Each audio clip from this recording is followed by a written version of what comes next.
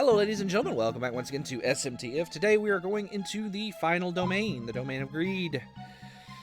And I did some stuff off screen in two previous domains. I went back through the domain of sloth and recruited 3 demons for a very specific purpose. I recruited Keikshi from the first floor of the domain of sloth, Kushi and Sudama from the second floor. I had to go back and talk to the Dark Old Man again and get him to turn the demons back normal to get these 3 to show up. But when I combine the 3 of them, I have to get to level 39 first, so I need to gain 1 level. But when I combine the 3 of them in a fusion together, it will make Vile Nalagiri. Nalagiri is one of the best demons in the game.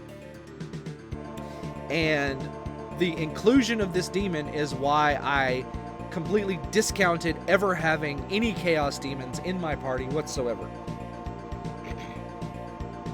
The reason that this demon is so good is because it knows Rakunda. And it's just amazingly good. I also... no, I don't want power.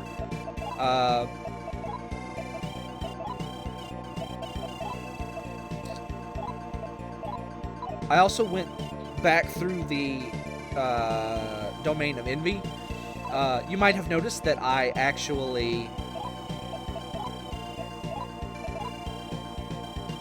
skipped all the fights in the domain of envy the first time. The reason I did that was because I didn't want Reiko to fall super far behind. It's like... And so I went back down in there and I went and I got a 1,000 needle. I talked about the 1,000 needle on my way down there. The 1,000 needle and the lightning whip. I was like, okay, I'll get one of the 2 and then leave. And that was my goal. So I got all the way to the bottom of the dungeon, to the very last room, right before where the boss was. That big wide that open room. I got in there and I walked around a couple times. I got the 1,000 needle and I was like, cool. That didn't take very long. And I went to walk out. And on my way out, I got 5 lightning whips. But, you know, that's just how it be sometimes. I actually did a sort of, like, practice run through this dungeon to make sure that my path is, gets all the chests and everything. And, because I was like, okay, well, since I have both of them, which one of them works better? And the answer is neither of them work as good as I want them to. So ideally, like, I would just have absolutely every random battle locked down forever, like the guns do in the previous 2 games. But there's really nothing in this game that does that. But of the 2, I think the 1,000 needle works a little better. I had more success with it. Like, it's still not going to do... it's still not going to do what the guns did in the previous games. Like, the best I can hope for is to keep, I don't know, 2 or 3 enemies locked down in a group like this. But, you know, even keeping 50% of the enemies from doing anything every round is a lot of, like, damage that you're not taking.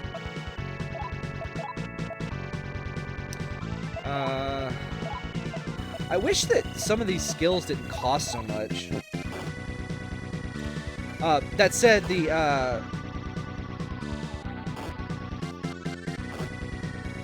1,000 needles and the lightning whip are not very powerful weapons. But really, between the 1,000 needle and the Muso Masamune, which has sleep on its attack, I can pretty well lock down all of the random battles. So I don't even need really my demons to survive this dungeon. I can pretty much just auto battle with Tamaki and Reiko and be fine. I am bringing the extra demons just so they can contribute their small amount of damage. killed with the Mudo spell there. Awesome. Who was that? That was Belarius. Yeah.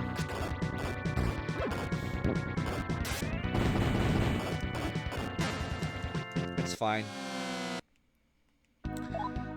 This place right here, the enemies are worth a ton of Guardian points, especially compared to the last dungeon. The enemies in that dungeon are not worth a super lot of Guardian points. That's one of the reasons why I skipped it. I was like, if I'm going to be fighting a lot of battles, I want to be fighting them in here. So...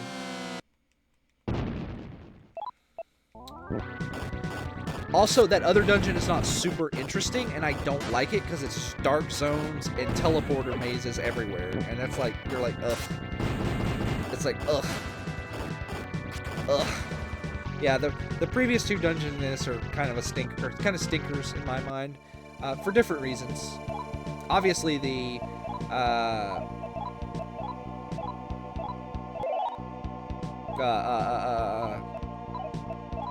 Domain of Sloth is a bigger stinker, but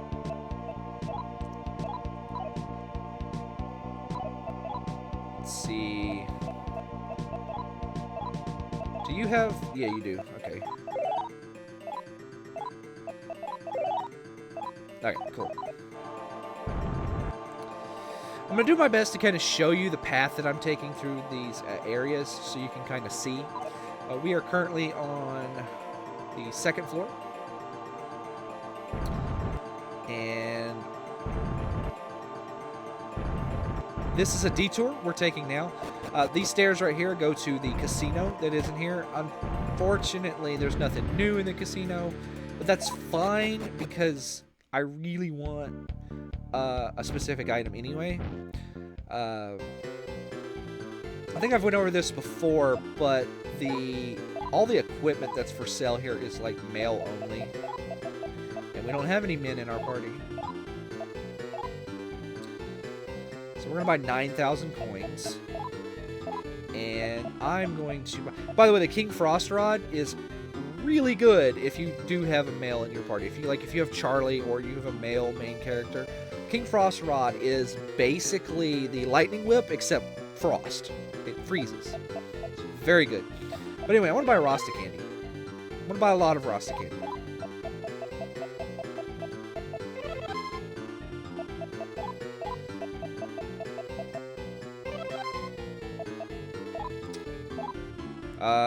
What did I do? Let's try that again. But anyway, I want to buy Rasta candy. What Rasta candy is in the later games, it's actually not an item, it's a skill called Luster Candy. And Luster Candy, what it does is it casts all the buff spells on your entire party. So, using one Rasta Candy is equivalent to casting one Taro Kaja, Maka Kaja, Suku Kaja, and I'm going to keep doing that. And it's really good.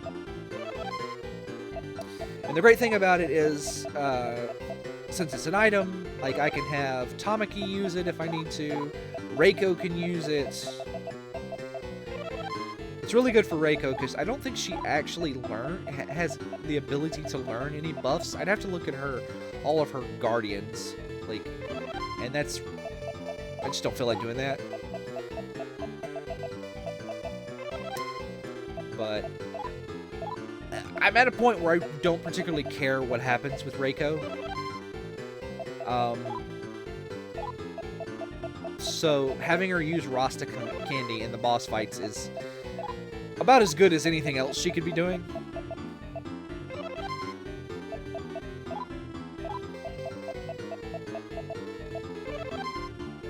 But buying 2 stacks is probably enough for the rest of the game.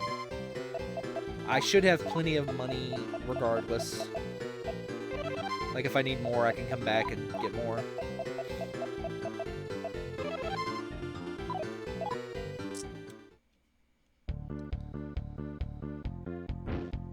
But so I'd like to point out, hopefully I'm at that point where this is the 3rd time I've recorded this. So the first time I got through and at some point I had unplugged my microphone, and I don't know when. The second time, my power went off. Like I flipped a breaker because I forgot to turn my air conditioner off, and I had something else running, and my breaker flipped.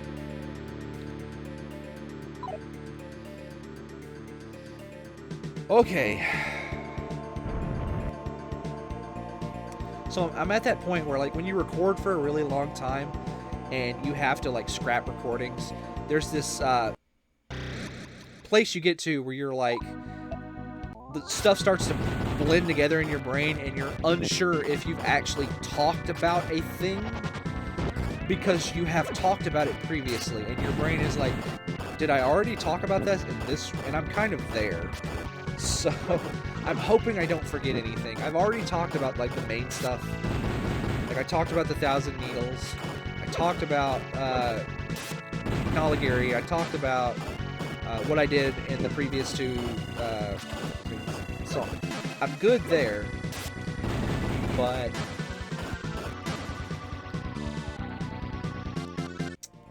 and I feel like the last run through was like one of those mythical, like, I did a really good job, and now, like, this one is just not going to be as good kind of recordings. So yeah, anyway. So this is the Domain of Greed, and the Domain of Greed is, it's both straightforward and confusing. It's actually a relatively short, straight shot to the end of the dungeon if you don't want to pick any of the chests up.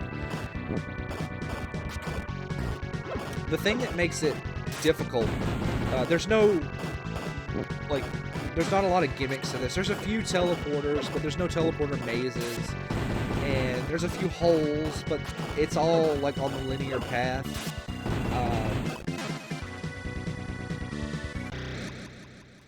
There's no dark zones. The thing that makes this place hard to digest just by looking at the map is the dungeon. You don't, like, progress through a floor and then go to the next floor and then go to the next floor. You go from one floor to the other, down and up to the previous floor, and then over and then down and then up and then down.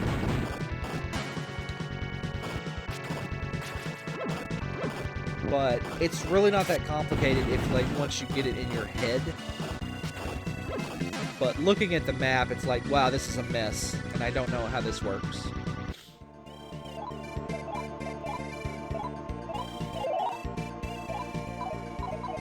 So, like I said, I'm going to do my best to show you the map periodically so you can kind of see what I'm doing.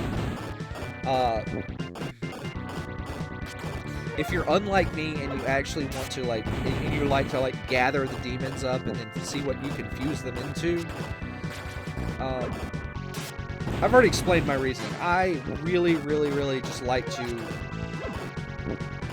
least effort when it comes to the demons and SMT 1, 2, and If. Like, least effort. That's why I have the demons I do. I've just been ranking up that same Jack Frost I got at the beginning. Cerberus is free. That Cyclops is that ranked up orc I made at the very beginning. And then the Eubelarius is the ranked up Kobold. And then I had a ranked up angel. Like, that's it. That's in my group the entire time. And the 3 demons that I have waiting in the wings right now for when I get for Nalagiri, that's literally just the simplest 3 demons that I could have gotten together to make Nalagiri. It's not the only demons that will turn into Nalagiri, but that's just like, it's like, what is the lowest, like, level, easiest to get, like, least effort here. But if you're not like that and you like to experiment a little bit, the demons in this place are really are decently strong on their own, and of course mixing and matching them will net you some pretty good results. You can get a lot of the higher tier demons in here, like the families that are like fusion only, that don't appear as enemies. Let's see, we're on the 3rd floor here. And I am...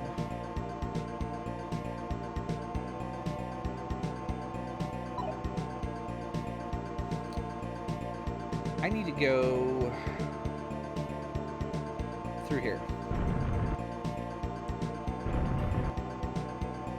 Alright, make sure I'm heading west.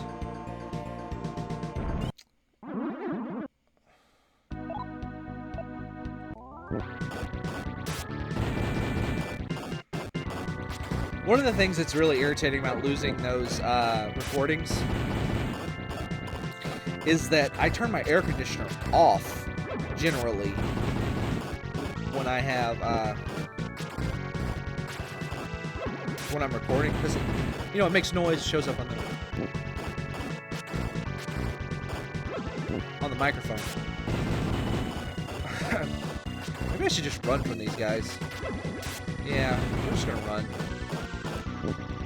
These black oozes are not. I'm just gonna escape.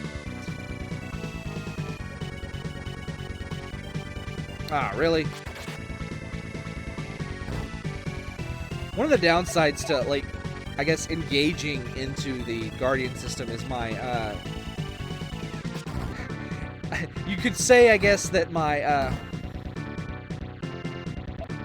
previous, main characters were kind of lopsided. Alright, hold on. Let's see. Oh yeah, she knows Rakunda right there. Anyway, Aguilao, Mabufula, and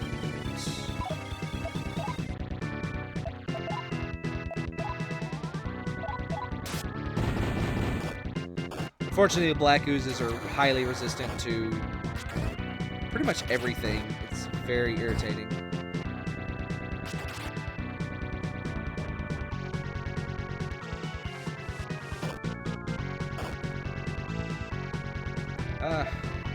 Really, I would like to run away. Thank you. Alright. Did he die? Yes, Cerberus died. Okay. I think I have a revival item anyway. Yeah.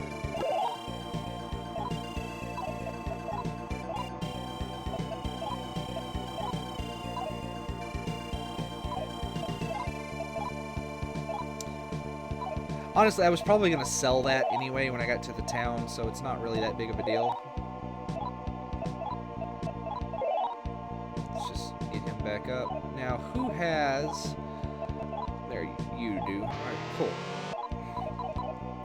Alright. So that's a teleporter, this is a teleporter, but this is the teleporter we want to use here. And just to show you where we're at, we went south from that D, we went west all the way, and now we are here, and we're going to go up and over and drop down a hole. And this is where we're at now. Don't go down that door just yet, it's a one-way door. We want to grab the items first, you know.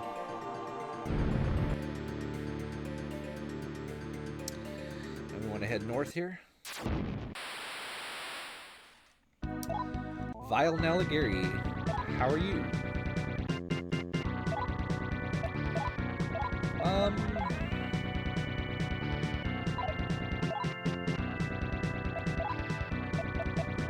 Bites and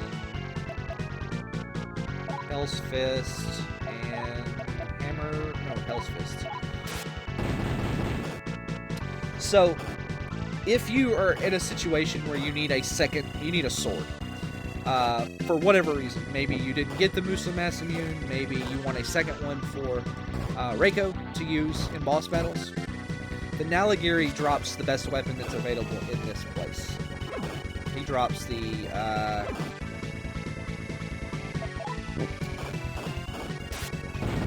drops the Luna Blade. That's what it is. And it's female exclusive.